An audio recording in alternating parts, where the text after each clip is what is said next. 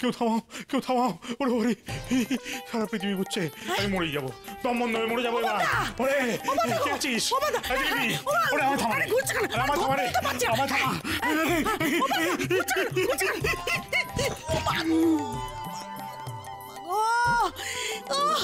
নিজে ঘুরছো, আমাকেও ঘুরিয়ে দিলে। তা কি করবো কি? দেখতে থামতে পারছিলাম না তো। ওরে ওরে, ও ও এই তোদের বন্ধু ওই নচ্চার ভূতটা খুব বদমাইশি শুরু করেছে, দারুণ মারামারি শুরু করেছে। বাপরে বাপ, মাথাটা কি বন্ধ করে ঘুরছে না এখনো। এই দেখ আবার বদমাইশি করছে, আবার শুরু করেছে। এই কোথা থেকে আওয়াজ আসছে? ওরে ওরে, সে বদমাইশি করবে কেন? তোমার পকেটে পকেটে পকেটে কি ফোন বাজছে গো পদ্মা। আবার কার ফোন? এই রণদীপ। হ্যালো, হ্যাঁ হ্যাঁ বলো বলো বলো রণদীপ বলো। একটা বিশেষ দরকারে ফোন করলাম অনুপবাবু। হ্যাঁ কি কথা বলছো? বলো বলো বলো। আমি রুমির সাথে একবার দেখা করতে চাই, আজই। আজই? রুমির সঙ্গে? আচ্ছা রুমি কোথায় যাবে বলো? ওকে কোথাও পাঠাতে হবে না, আমি আপনাদের বাড়িতে আসবো। আমাদের বাড়িতে? আমি না শুনবো না, বিশেষ প্রয়োজন আছে আমার। না না রণদীপ শোনো না ভাই, আমি বলছিলাম কি আমাদের বাড়িতেই তো। কথাটা রুমিকে জানিয়ে দেবেন। এই রণদীপ শোনো,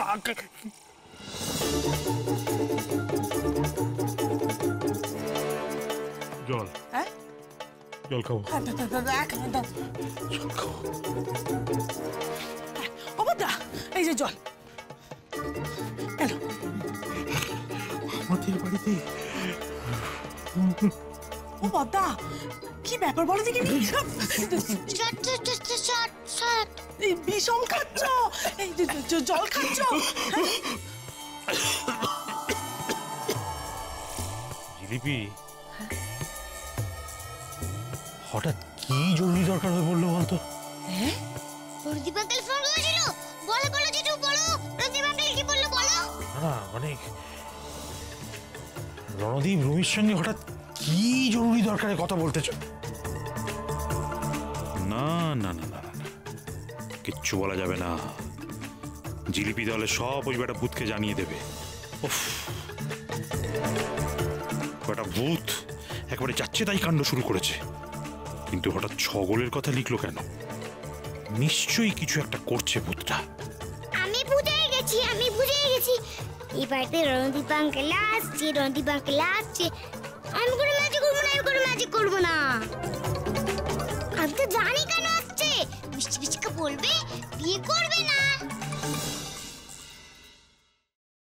আমি এই সব কিছু বন্ধ করতে পারি, কিন্তু একটা শর্তে। তোমাকে আর দুর্গাকে আমাকে ছুঁয়ে কথা দিতে হবে, এর সাথে তোমরা কোনো যোগাযোগ আর রাখবে না। শোনো, আমরা এখনো তোমার মতন এতটা পাথর হয়ে যায়নি। তোমাকে ছুঁয়ে আমি এত বড় কথাটা, এটাই আমার শেষ কথা তোমাকে। দাদা ভাই, পুতুলটা না দিয়ে এসেছি। একেবারে বজরংবলী আন্টির হাতে দিয়েছো তো? না, আমরা তো দরজা দিয়ে গড়িয়ে দিয়েছি, ঘরে তো ঠাম্মু ছিল তাই ঢুকতে পারিনি। মা ঘরে ছিল? এ বাবা, যদি মার হাতে পড়ে তাহলে তো মুশকিল। ওনার কোনো সর্দারজির সাথে পরিচয় ছিল?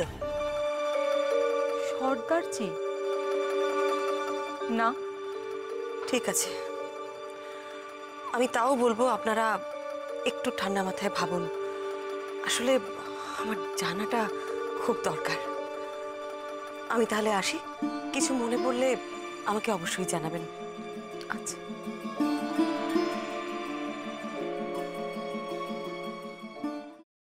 ফ্রাইং প্যানে Emami healthy and tasty refined rice bran oil গরম করে তাতে গোটা কালো সর্ষে আর কারি পাতা ফোড়ন দিয়ে ওর মধ্যে একে একে টমেটো কুচি, বাঁধাকপি বাটা, নুন, হলুদ গুঁড়ো, শুকনো লঙ্কা গুঁড়ো আর সামান্য চিনি দিয়ে ভালো করে কষিয়ে নিয়ে ওই মিশ্রণে কুড়িয়ে বেটে রাখা নারকেল, পাকা লঙ্কা কুচি আর কারি পাতা দিয়ে ভালো করে নাড়াচাড়া করে নামিয়ে নিয়ে নারকেলের স্লাইস, পাকা লঙ্কা স্লাইস আর কারি পাতা দিয়ে সাজিয়ে সার্ভ করুন বাঁধাকপির ঝাল।